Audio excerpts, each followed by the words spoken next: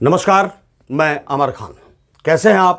मुझे उम्मीद है आप और आपका परिवार खुश होंगे और स्वस्थ होंगे। मैं हमेशा आपके लिए, आपके परिवार के लिए और देश के लिए ये दुआ करता हूं कि तरक्की करते रहें, खुश रहें और तंदुरुस्त रहें। हम आजकल हमारे देश के अंदर जो माहौल बना हुआ है, आप सभी वाकिफ़ हैं।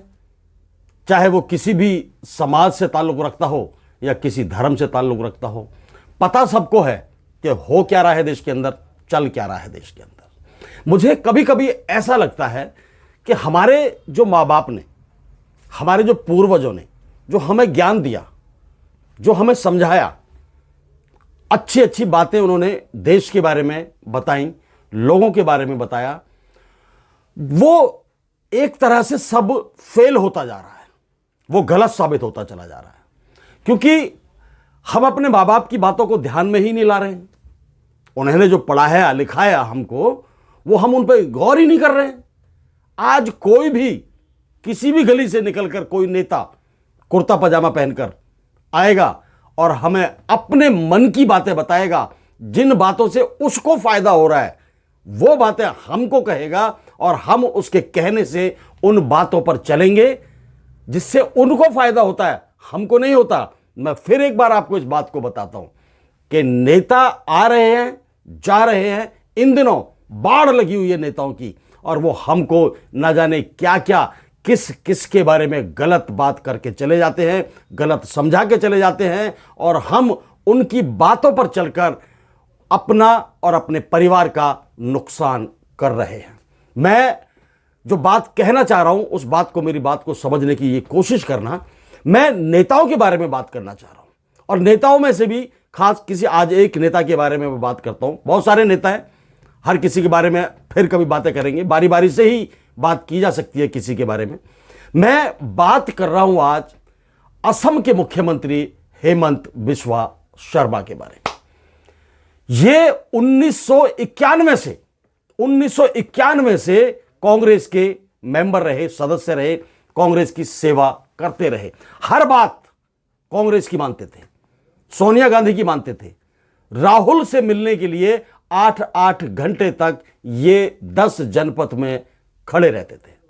आज ये महाशय 2015 तक ये जो रहे हैं, 2015 में इन्होंने बीजेपी को ज्वाइन किया। अब देखिए, जैसे ही एक दल से निकलकर दूसरे दल में आ गए, विचारों का आदान प्रदान हो गया। वो जो विचार कांग्रेस के थे वो वहीं छोड़ दिए, और जो बीजेपी के बयान थे उनको अपने ऊपर लाद लिया, अपने दिमाग में बैठा लिया। अब सवाल यह आता है कि विचार वो अच्छे थे या विचार ये अच्छे हैं? विचार अच्छे और बुरे दो तरीके के ही होते हैं। आप अच्छे विचारों के इंसान बनोगे तो समाज में आपकी पूछ होगी, समाज में आपको पूछा जाएगा। बुरे विचारों के इंसान बनोगे तो हर आदमी आपकी बुराई करेगा, कहीं कोई आपको तारीफ करने के काबिल आपको समझेगा ही नहीं। विचारों से दुनिया चलती है, विचारों से देश चलता है, विचारों से ही समाज चलता है, विचारों से ही संस्थाएं चलती हैं। ये बड़े बड़े जो हमारे देशभक्त हुए, जिन्होंने देश के लिए जान लुटाई, वो विचारों ने ही उनको मजबूती दी।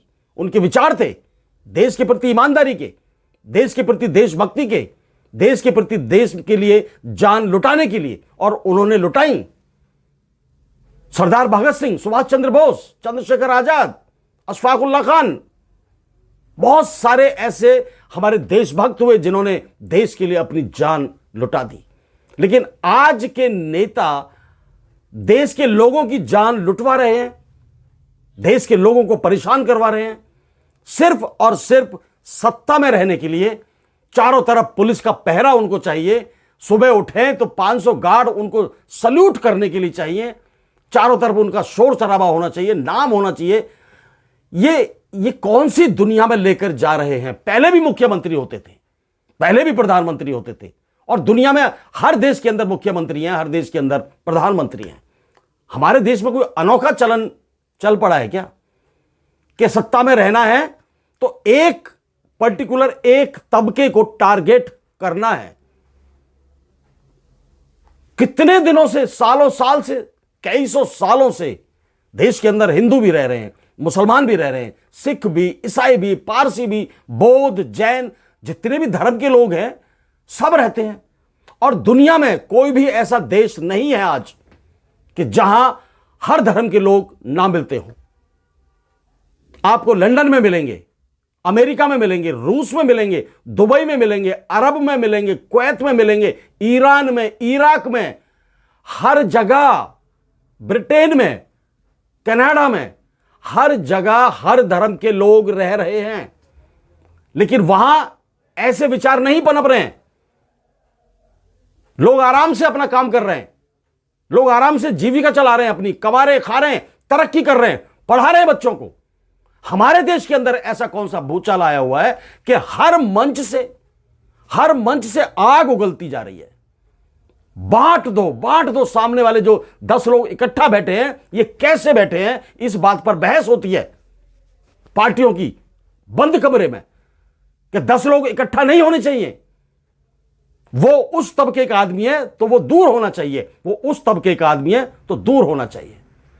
मैं हेमंत बिश्वा शर्मा की बात कर रहा हूं, औरों की बात भी करेंगे कभी वक्त मिलेगा तो। हेमंत बिश्वा शर्मा इस तरह से आग उगलते चले जा रहे हैं, उनको खुले तौर पर आजादी है। वो कहते हैं कि एक बार उन्होंने कमलनाथ के लिए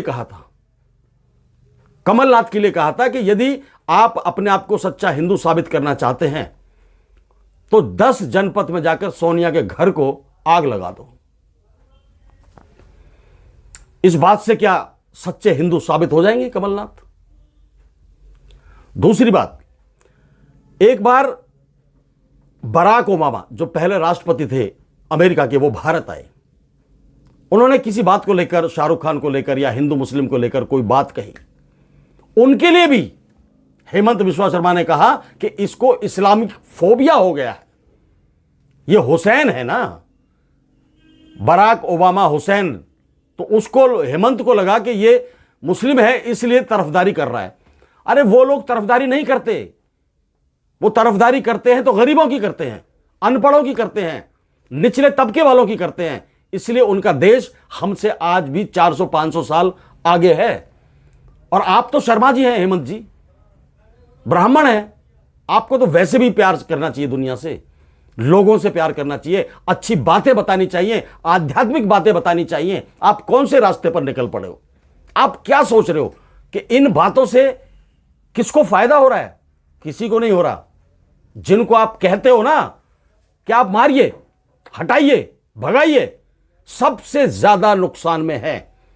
जब से आप मुख्यमंत्री बने हैं, आप एक डाटा निकालिए और आपकी बातों से ये, आप अपनी बातों को देखिए, डाटा निकालिए और ये छानबीन कीजिए कि जब आपने भड़काया है लोगों को, कितने लोग उसमें मारे गए हैं और कितने आपके अपने वाले थे जिनको आप अपना कहते हो और कितने थे दूसरे वाले जिनको आप दूसरा कहते हो। निकालिए, एक डाटा बनाइए, आपको उसमें उतने ही लोग वो मिलेंगे अपने वाले और उतने ही दूसरे वाले मिलेंगे जिनको नुकसान हुआ है, जिनकी जानें गई हैं, जिनके घर बर्बाद हुए हैं। बराबर हो रहा है सब कुछ। लेकिन आप हो कुर्सी बचाने के लिए कुछ भी बातें करे जा रहे हो, देश को ऐसे कैसे चलाओगे भाई? आप घुसपैठियों की बात करते हो। मैं चाहता हूं, मेरा अपना यह मानना है कि देश के अंदर, चाहे वो पश्चिम बंगाल हो, चाहे वो असम हो, चाहे वो मध्य प्रदेश हो, चाहे वो झारखंड हो, कोई भी बाहर का नागरिक रोहिंग्या, घुसपैठिया देश के अंदर आना नहीं चाहिए। क्यों आना चाहिए? नहीं आना चाहिए। और वो आ रहे हैं, कैसे आ रहे हैं? कभी इस बात पर गौर किया है? आ कैसे रहे हैं वो? बॉर्डर के ऊपर सेंट्रल गवर्नमेंट का कब्जा होता है। आप जानते होंगे, आप मुख्यमंत्री हैं, सियासत में रहते हैं, हर चीज की जानकारी आपको। जितनी भी बॉर्डर फोर्सेस हैं वो बॉर्डर पर तैनात रहती हैं। उनके होते हुए बाहर से लोग उस राज्य में कैसे प्रवेश कर रहे हैं? आ कैसे रहे हैं वो? आप क्या कर रहे हो? आप भी दूसरी बार मुख्यमंत्री बने हो, आपके असम के अंदर हजारों लाखों की संख्या में रोहिंग्या प्रवेश कर रहे हैं। वो कर कैसे रहे हैं? आप कहां हो? आप भड़काने में लगे हो, ये आप देखते हो कि आने दो, इनको आने दो, जब ये आ जाएंगे तब मैं अपने लोगों को भड़काऊंगा और फिर इनके खिलाफ लड़ाई लड़ेंगे और फिर मुझे वोट मिलेंगे और फिर मैं सीएम बन जाऊंगा। सीएम बनने के लिए आप लोगों की जान से खेल रहे हो और लगातार ये मुद्दा उठाते हो कि घुसपैठिया आ क्यों रहे हैं। अरे आप जानो भाई, सरकारें आपकी है, सेंटर में आप हो, स्टेट में आप हो, फिर कैसे आ रहे हैं? कौन पूछेगा, किससे पूछेगा? विपक्ष के लोगों की कोई वैल्यू है? जो सरकार में नहीं होते उनकी कोई वैल्यू नहीं होती। सारी ताकत सरकार के पास होती है, सारा असला सरकार के पास होता है, जासूस सरकार के पास होते हैं, रॉ सरकार के पास है। वो पूछे वो लोग कैसे घुस रहे हैं। आप दूसरों पर ठीकरा फोड़ते हो। कोई भी बात सोच समझकर करनी चाहिए शर्मा जी आपको। नफरत ऐसे आपके चेहरे से लगने लगी अब तो कि आप जहां जाएंगे जला देंगे, जहां जाएंगे आग लगा देंगे, भड़का देंगे, सबको राइट्स करा देंगे। अरे उन राइट्सों में अपने भी तो मारे जा रहे हैं, आपके अपने नहीं मारे जा रहे। इसका मतलब आप उन लोगों को अपना नहीं मानते हो जिनको अपना कहते हो। उनको मरने के लिए छोड़ रखा आपने कि मरो, मैं भड़का रहा हूं, तुम भड़को। पढ़ना नहीं है, लिखना नहीं है, इंजीनियर नहीं बनना है, डॉक्टर नहीं बनना है, दंगाई बनना है। उनसे आप ये कहते होगे, इसलिए तो आपकी बातों में आकर वो लड़ते हैं, मरते हैं, झगड़ते हैं। एक ऐसी नफरत बना के रखी हुई है कि कोई भी आदमी इस रास्ते पर चलने को तैयार नहीं है। लेकिन मुख्यमंत्री कह रहा है तो लोग सोचते हैं सही कह रहा होगा, सही कह रहा होगा, भाई मुख्यमंत्री है, लड़ो लड़ो मारो। और जब रिजल्ट आता है तो घर में मातम छाया होता है, बच्चे भूख से तड़फ रहे होते हैं, घर में रोटी नहीं होती, और आप कहते हो ये लो 5 किलो राशन ले लो, खाओ। यहीं तक सीमित रखना चाहते हो कि आप देश के लोगों को। सीएम, पीएम, गृह मंत्री ये किस लिए होते हैं भाई? देश को तरक्की के रास्ते पर ले जाने के लिए होते हैं, तरक्की का रास्ता दिखाने के लिए होते हैं, एजुकेशन को बढ़ाने के लिए होते हैं, शिक्षा को बढ़ाने के लिए, स्वास्थ्य को बढ़ाने के लिए। लेकिन आप लोग तो दंगा फैलाने के लिए हो भाई, जिधर देखो उधर दंगाईबाजी बात करते हो। अभी आप झारखंड में कह रहे थे कि झारखंड का चुनाव सनातन धर्म को बचाने का चुनाव है। ओहो, बताइए, झारखंड में ही है सनातन, और देश के राज्यों में तो है नहीं कहीं। अब तक तो सनातन था ही नहीं वहां, आपकी सरकार तो नहीं है झारखंड के अंदर, तो सनातन तो है ही नहीं वहां। शिबू सोरेन सनातनी नहीं है क्योंकि वो विपक्ष में है ना, वो आपकी पार्टी का मेंबर नहीं है, वो सदस्य नहीं है। जो आपकी पार्टी का मेंबर नहीं है, सदस्य नहीं है, वो सनातनी नहीं है। ये बहुत खतरनाक सोच आपने पाल रखी है देश के लिए कि जो आपको वोट करेगा वो सनातनी है, वो हिंदू है। मैं हिंदू हिंदू की बात कर रहा हूं बस। जो आपको वोट नहीं करेगा उसे आप हिंदू ही नहीं मानेंगे, देशद्रोही मानेंगे उसको। वाह, ये कैसा तरीका है भाई? देश के अंदर है, इसका मतलब तो कोई पार्टी हो ही ना, आपकी चले, सिर्फ आप हो, आप हो और आप हो। अभी वहां जाकर आप कहते हो कि ये जीत जाएंगे तो बेटियों को काट डालेंगे, सरकारों को लूट लेंगे, हमारे अहंकार को तोड़ देंगे, हमें बर्बाद कर देंगे। आप झारखंड में जाके ही तो बोल रहे हो। कितनी बेटियों को काट डाला? आप अपने असम के अंदर उठा के देख लो, यूपी के अंदर उठा के देख लो, एमपी के अंदर उठा के देख लो, जहां जहां आपकी सरकार है वहां उठा के देख लो। हर रोज बेटियां काटी जा रही हैं, हर रोज बलात्कार किए जा रहे हैं, हर रोज मर्डर किए जा रहे हैं।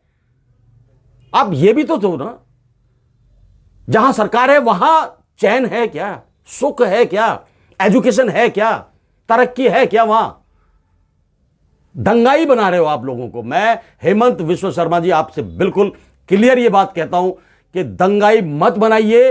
ये दंगाइयों के जो लाठी डंडे चलते हैं ये किसी भी तरफ चलते हैं। फिर जब जान पर बीतती है, जब भूखा होता है ना आदमी, जब मरता क्या ना करता, एक कहावत सुनी होगी आपने। जब ये लोग मरने लगेंगे, भूखे रहने लगेंगे, तो इनके लाठी डंडे किस तरफ चलेंगे ये आप सोच भी नहीं सकते। अपने ही लोग मारने को दौड़ेंगे फिर, और ऐसा हुआ है। जिसने भी धर्म के नाम पर या तानाशाही के नाम पर सरकारें चलाई हैं, उनके साथ यही हुआ है। मैं पहले भी बता चुका हूं, हिटलर, एडोल्फ हिटलर का नाम आपने जरूर सुना होगा। उसका भी एक गुरु है, बेनिटो मुसोलिनी। उन दोनों के वही हाल हुए थे जो मैं बता रहा हूं आपको। उन्होंने भी पब्लिक को भड़काया था, पब्लिक के अंदर झूठ परोसा था, पूरा झूठ, और उस झूठ पर पब्लिक ने विश्वास कर लिया, क्योंकि पब्लिक के पास इतना टाइम नहीं होता कि हर चीज की छानबीन करें। इसलिए मेरी गुजारिश है आपसे कि आप झूठ मत परोसिए, नफरत मत परोसिए, और देश के अंदर प्यार और भाईचारा, शिक्षा, स्वास्थ्य, तरक्की के रास्ते पर ले जाने के रास्ते ढूंढिए। मैं आपसे इतना ही कहूंगा, हेमंत बिस्वा शर्मा जी, आप प्लीज प्लीज प्लीज देश के लोगों को मत बरगलाइए। सनातन धर्म का कोई कुछ बिगाड़ नहीं सकता जिंदगी में, ना आज तक किसी ने बिगाड़ा है, ना बिगाड़ पाएगा। धर्म हमेशा जिंदा रहता है। धर्म को मारते हैं तो लोग मारते हैं, जो धर्म के नाम पर राजनीति करते हैं, धर्म के नाम पर दंगे कराते हैं, वो लोग धर्म का सत्यानाश करते हैं। आम आदमी हमेशा धर्म का पालन करता है और धर्म के रास्ते पर चलने की कोशिश करता है। बरगलाते तो बड़े लोग हैं उनको। आप जैसे लोग धर्म के रास्ते से हटा देते हैं लोगों को, कत्ल के रास्ते पर डाल देते हैं, मारकाट के रास्ते पर डाल देते हैं। ऐसा नहीं करना चाहिए आपको, ऐसा बिल्कुल नहीं करना चाहिए। जहां भी आप जाएं, भाषण देते हैं तो प्यार मोहब्बत की बातें आप सिखाइए लोगों को, आध्यात्मिक बातें सिखाइए। धर्म को मानने से फर्क नहीं पड़ता शर्मा जी, धर्म के रास्ते पर चलने से फर्क पड़ता है। धर्म के रास्ते पर चलना सिखाइए। मानते तो सब हैं, जीतता वही है जो धर्म के रास्ते पर चलेगा। वो हमेशा अच्छा काम करेगा, आध्यात्मिक बातें करेगा, शिक्षा की बातें करेगा, स्वास्थ्य की बातें करेगा, तरक्की की बातें करेगा। मेरी आपसे यही गुजारिश है कि आप अच्छे रास्ते पर ले जाने की कोशिश कीजिए, अपने असम को भी और पूरे देश को भी। जहां तक आप कर सकते हैं वो अच्छा कीजिए। मैं हेमंत बिस्वा शर्मा जी के बारे में बताना चाहता हूं कि ये जो मैं आज उनके बारे में बात कर रहा हूं, तो उनको बताता हूं कि कब वो पैदा हुए। 1 फरवरी 1969 को असम के अंदर इनका जन्म हुआ। एक पत्नी है, एक बेटा है, एक बेटी है। ये अच्छे शिक्षित आदमी हैं, पढ़े लिखे आदमी हैं, पेशे से वकील भी रहे हैं, राजनीतिक तो हैं ही। तो इनका जो कैरियर है काफी लंबा रहा है। अब आके बहुत भयानक हो गए, ये खतरनाक हो गए। मेरी तो गुजारिश है कि आप दिखते अच्छे हैं, पर्सनालिटी अच्छी है, लेकिन मुंह से अच्छे बोल भी बोलिए। आग मत उगलिए शर्मा जी। जय हिंद, जय भारत, नमस्कार।